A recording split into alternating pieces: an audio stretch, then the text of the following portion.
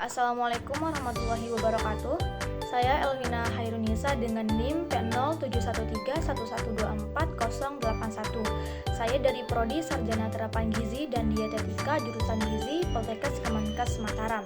Sebelumnya terima kasih kepada Bapak Zaidi Mutakin selaku dosen pengampu mata kuliah Kewarganegaraan telah memberikan saya kesempatan untuk menjelaskan materi makalah saya, yaitu hilangnya nasionalisme Indonesia pada era globalisasi.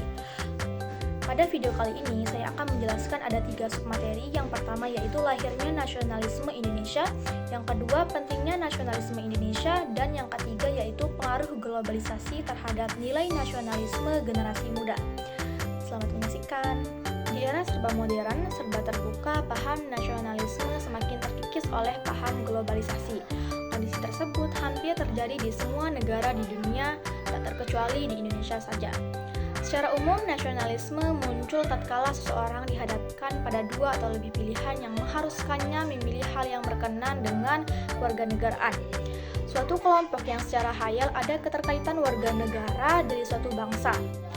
Suatu bangsa pasti memiliki identitas politik yang mana identitas tersebut ditanamkan semenjak kita lahir, semenjak kita mengenyam pendidikan di Indonesia.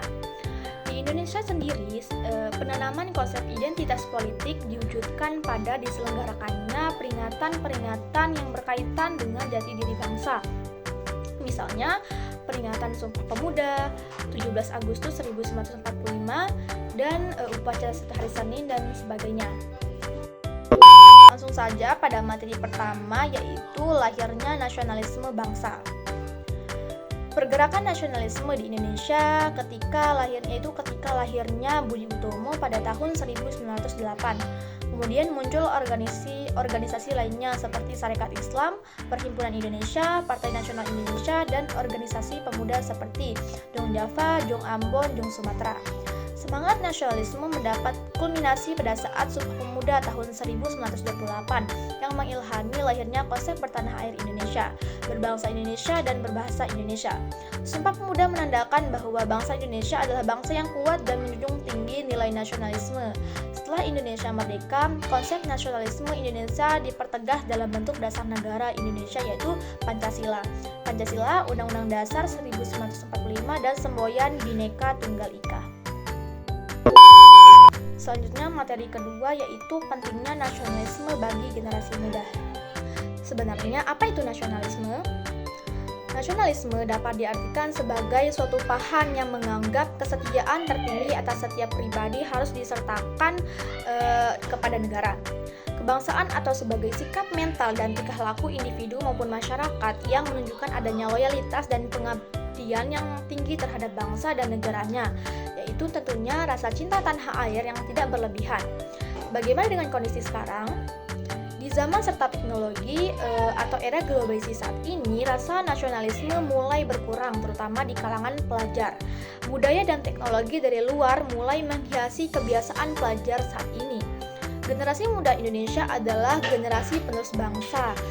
Bangsa akan maju bila para pemudanya memiliki sikap nasionalisme yang tinggi.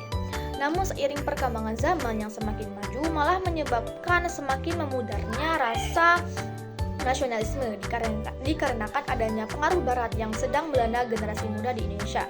Diperlukan sekali upaya-upaya untuk meningkatkan semangat nasionalisme pada generasi muda, terutama pelajar Indonesia sebagai penerus bangsa ini.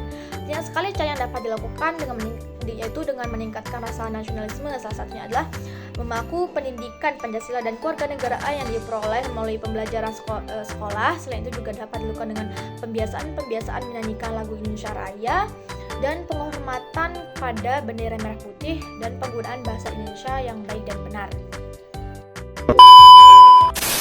Selanjutnya materi terakhir yaitu pengaruh globalisasi terhadap nilai nasionalisme generasi muda.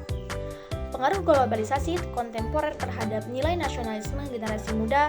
Secara garis besar, pengaruh globalisasi terhadap anak muda juga begitu kuat. Pengaruh globalisasi tersebut telah membuat banyak anak muda kehilangan kepribadian diri sendiri sebagai bangsa Indonesia. Arus globalisasi begitu cepat masuk ke dalam masyarakat, terutama di kalangan anak muda.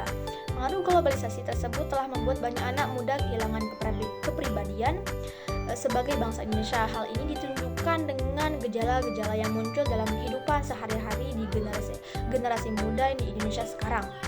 Dari cara berpakaiannya saja, banyak sekali remaja-remaja yang berdandan seperti selebritis yang cenderung ke budaya barat.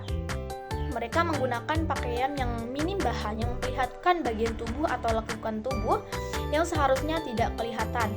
Padahal cara berpakaian tersebut jelas-jelas tidak sesuai dengan kebudayaan bangsa Indonesia. Tidak ketinggalan gaya rambut mereka mengecat dengan beraneka ragam warna agar terlihat menarik.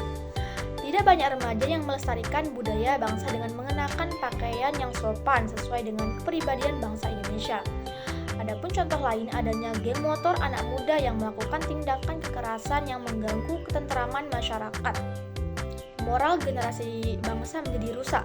Timbul tindakan anarkis antara golongan muda. Hubungannya dengan nilai nasionalisme akan berkurang karena tidak ada rasa cinta terhadap budaya bangsa sendiri dan rasa peduli terhadap masyarakat. Padahal generasi muda adalah penerus masa depan bangsa.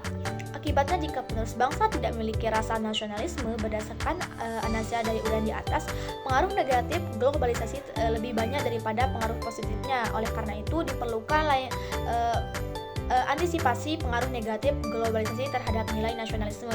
Adapun langkah-langkah untuk mengantisipasi dampak negatif globalisasi terhadap nilai nasionalisme, antara lain yang pertama yaitu menumbuhkan semangat nasionalisme yang tangguh, misal semangat mencintai produk dalam negeri.